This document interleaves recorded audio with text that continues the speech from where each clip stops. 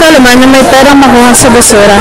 Bagamat hindi ito kalakihan, sumasapat pa rin ito sa pantugod sa pang-araw-araw pangangailangan ng mahirap na pamilyang Pilipino. Tulad na lamang ng buhay ng mga sidecar boys ng Tawag ng dahil sa mga sidecar na dala nila habang sila ay nagbabakal bote.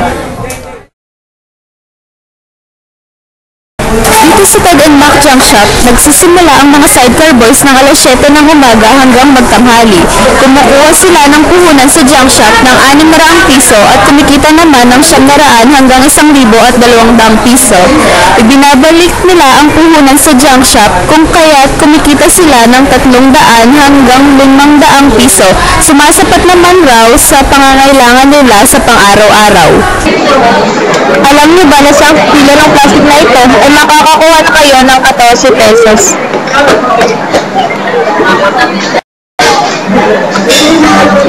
At alam niyo ba na sa 1 kilo ng karton na ito ay makakakuha na kayo ng 5 piso. Kaya naman huwag natin laikaya ang pagbabakal bote dahil dito mapapatunayan natin na sa basura ay makakakuha tayo ng pera. Bilang mga mag-aaral, napagdesisyonan namin gumawa ng isang dokumentaryo patungkol sa ganitong pamumuhay. Isang araw ng Sabado, naisip ng aming grupo na subukan ang pagbabakal bote. Nanghiram kami ng isang bisikleta sa isang junk shop at nagpatulong sa isa nilang trabahador upang alalayan kami. Siya si Kuya John ang mas kilala bilang sa pangalang Baller.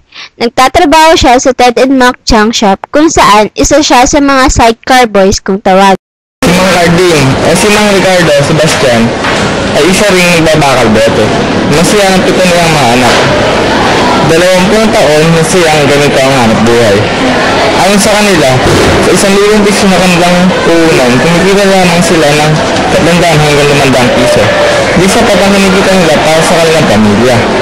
Kaya naman, nung binigyan namin siya ng ilang mga delata at noodles, halos maiyak sila sa tuwa.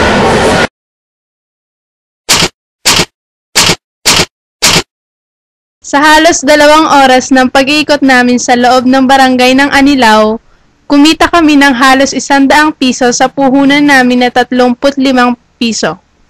Ibinigay namin ito kay Kuya Baller bilang konting pasasalamat at tulong na rin.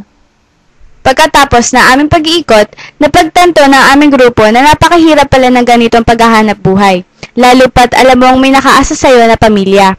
Napakapalad namin dahil kami nakakapag-aral sa magandang eskwelahan at dahil na rin nakakakain kami ng sapat sa pang-araw-araw.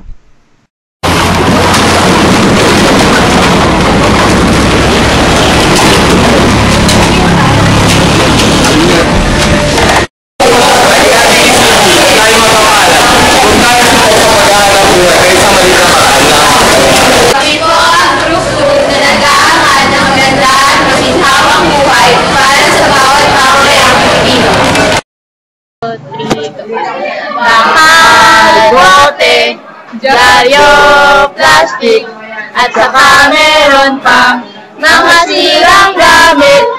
Bakal, bote, dyaryo, plastic, at saka meron pang mga sirang gamit.